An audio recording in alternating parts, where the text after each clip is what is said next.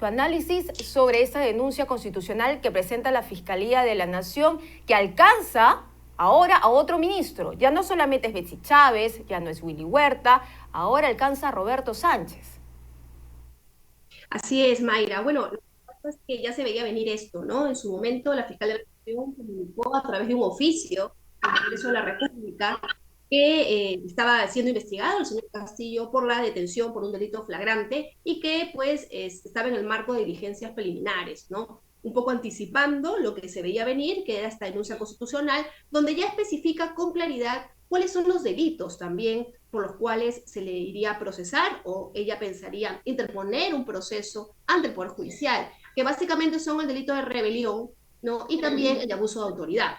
Lo que deberíamos esperar ahora por parte del Congreso es que con la misma celeridad con la que actuaron para respaldar el oficio y adelantarse en este levantamiento de la inmunidad, hagan ahora lo propio con esta denuncia constitucional. ¿Cómo procede? Hay que entender bien el mecanismo del Congreso de la República para quitarle la inmunidad al expresidente porque goza de esta inmunidad por 5 años, porque así lo señala la Constitución. ¿Cómo es esto? ¿Se levanta la inmunidad, se hace el antejuicio? ¿Cómo se procede? Así es, o sea, se hace un juicio político, que es lo que plantea la Constitución, ¿no? Previo debate que se tiene que realizar a nivel del Congreso de la República. Lo mismo también con los ministros o exministros que también gozan de esta prerrogativa y que por eso han sido incluidos en esta denuncia constitucional. Sin embargo, Mayra, en el caso del presidente Castillo, hay un hecho singular, sui generis, que no ha ocurrido nunca antes, ¿no? Primera vez que pasa, que estamos hablando pues de un presidente que en este momento está detenido por un delito flagrante. Eso no se ha dado antes, la Constitución en verdad no se ha puesto a pensar en ese supuesto y por eso es que están ocurriendo estas figuras que de repente los juristas no encontramos expresamente reguladas en la Constitución o en nuestras normas, ¿no? Entonces se está construyendo de alguna manera jurisprudencia, se están construyendo interpretaciones, ¿no? Orientadas, por supuesto, en el marco constitucional y que buscan tratar de garantizar al máximo los derechos de todas las personas. Por eso es que la fiscal de la Nación, a pesar de que es un delito en flagrancia, ¿no? Igual ha comunicado al Congreso y ahora está formalizando su pedido con esta denuncia constitucional. Lo que, ojo, no significa o no quita que ya el Congreso le ha autorizado a la fiscal formalizar investigación preparatoria, es decir, iniciar un juicio contra el señor Castillo y pedir prisión preventiva. Entonces yo creo que van a poder ser dos cosas que corren de manera paralela, ¿no? En la medida pues en que la situación por esta premura de la detención en flagrancia así lo merita. Ahora, hay algunos que dicen que el cargo, ¿no?, de delito que se le podría finalmente juzgar al expresidente es abuso de autoridad, al que podría sumarse usurpación de funciones, pero el delito en realidad es tentativa de rebelión. ¿Cierto, Romy? Explícanos, por favor, en el caso de Pedro Castillo, ¿cuál es la figura?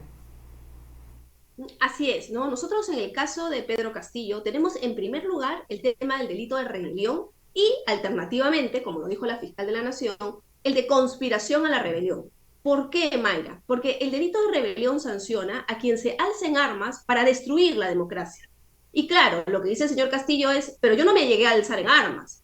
Yo lo intenté, yo di el mensaje a la Nación, yo convoqué a las Fuerzas Armadas. Ahora salió a la luz que incluso ordenó la detención de la fiscal de la Nación, pero yo no llegué a alzarme en armas, ¿no? Y claro, el problema es que él no está tomando en cuenta, su defensa no están tomando en cuenta, que si bien eso es cierto, en el Perú también se sanciona la tentativa, es decir, el intento de alzarse en armas. Y claramente, Mayra, después del mensaje a la nación que él dio, que es un acto es su último acto de gobierno, ¿no? Realmente, está claro que él lo intentó, él dio las órdenes, él, si hubiera sido por él, claro que se hubieran tomado las armas para que el ejército y la Policía Nacional impidan que los congresistas puedan ingresar al centro congresal y además también para la reestructuración de todas las entidades que dijo, ¿no? Tribuna Constitucional, Ministerio Público, Poder Judicial, ¿no? Entonces, claro, claramente hay un intento. Y no contentos con eso, nuestro código también plantea el delito de conspiración a la rebelión, que no requiere un acto de alzamiento de armas, que sanciona el hecho de conspirarse, de ponerse de acuerdo,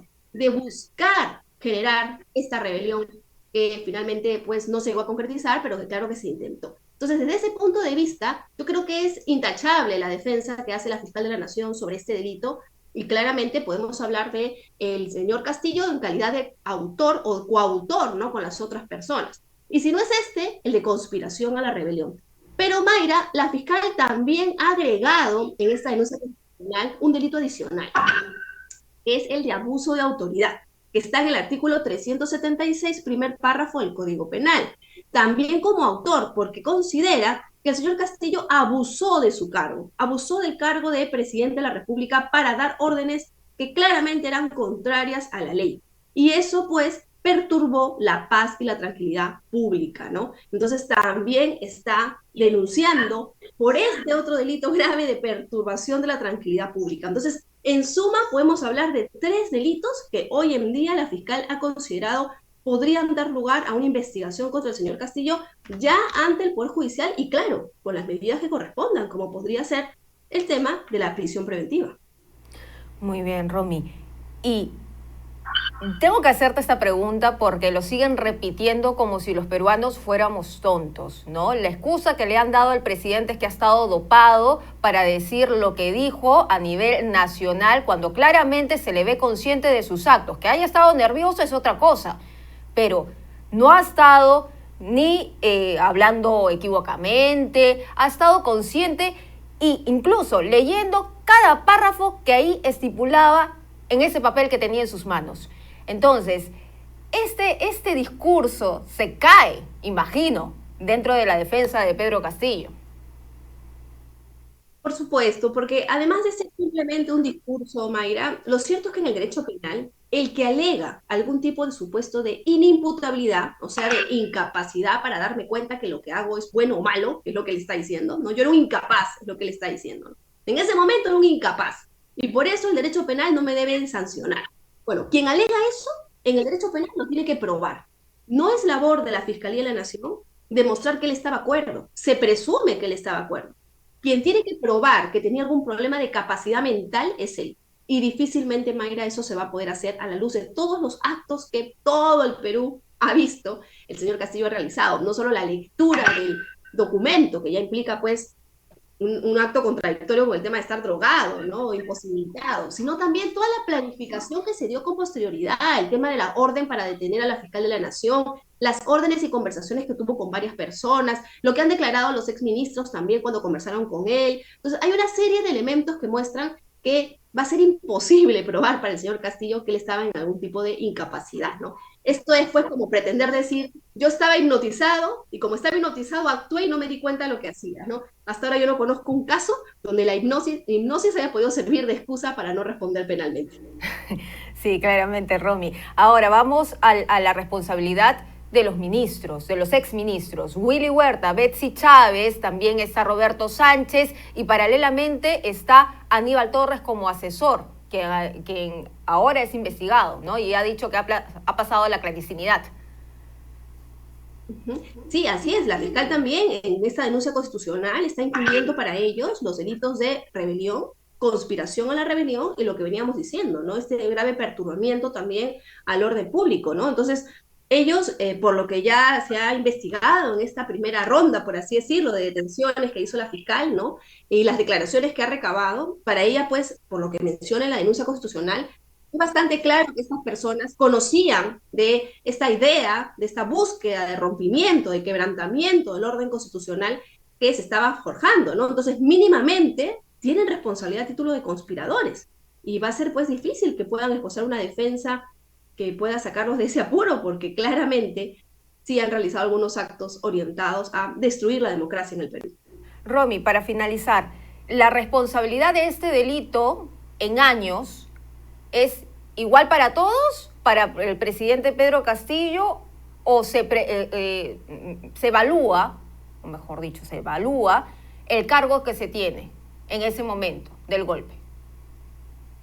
Bueno, definitivamente sí hay pues una agravante, por así decirlo, por la naturaleza, ¿no? Por el cargo que se ocupa, pero en verdad para todos la pena, el marco de pena va a ser el mismo. Estamos hablando de 10 a 20 años de cárcel en el caso del delito de rebelión y si se opta por el delito de conspiración a la rebelión, de hasta 10 años de cárcel. Pero ojo, a esta pena le tiene que sumar las penas por los otros delitos. Como es el caso del abuso de autoridad y como es el caso del delito de disturbios, ¿no? Que también tienen penas que pueden llegar hasta los 8 años de cárcel y también agravantes que pueden generar hasta 10 años de cárcel, ¿no? Entonces, yo creo que al presidente Castillo le espera una situación bastante complicada porque además, ojo, Mayra, estamos hablando de los delitos en flagrancia, o sea, del rompimiento y quebrantamiento del orden constitucional, rebelión. Pero queda todo lo otro. Están todas las investigaciones por corrupción, organización criminal, tráfico de influencias y todo lo que fue materia del primer pedido de denuncia constitucional que hizo la fiscal de la Nación